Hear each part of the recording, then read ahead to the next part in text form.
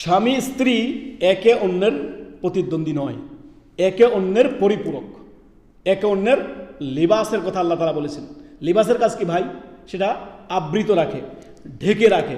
অতএব আপনি যেমন চতুর্দিক থেকে স্বয়ংসম্পূর্ণ নন, আপনার কিছু ভুল ত্রুটি হয় বা হতে পারে, ঠিক তেমনই করে আপনার স্ত্রীরও কি হতে পারে, কিছু ভুল ত্রুটি হতে পারে।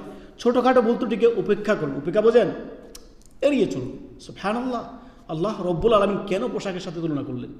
সুবহানাল্লাহ, সূরা বাকারার আয়াত নম্বর 187। আল্লাহ তাআলা কি বলেন? হুন্না লিবাসুল লাকুম ওয়া আনতুম লিবাসুল্লাহ হুন্না। তোমরা একে অন্যের পোশাক।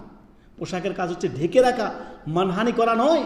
এখন আমাদের সমাজে বাস্তব চিত্র দেখেন, স্বামী স্ত্রী একে অন্যের মান ইজ্জত নিয়ে খেলতেছে, একে অন্যের প্রতি কোনো শ্রদ্ধাবোধ নেই। অধিকাংশই ইল্লামান রহিমা রাব, অধিকাংশই একে অন্যের প্রতি শ্রদ্ধাবোধ নেই।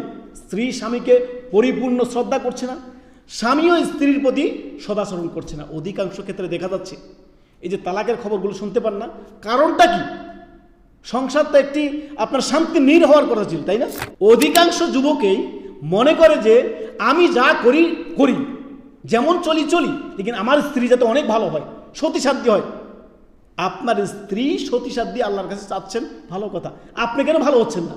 আপনি ভালো হন, আপনি নিজে আগে ভালো হয়ে যান, সৎকর্মশীল হয়ে যান, পবিত্র জীবন যাপন করুন, হারাম থেকে দূরে থাকুন। তারপরে আল্লাহর কাছে আপনি কি করুন? দোয়া করুন যে আল্লাহ তাআলা আমাকে আপনি নেক্সট স্ত্রী দান করুন, নেক্সট সন্তান দান করুন।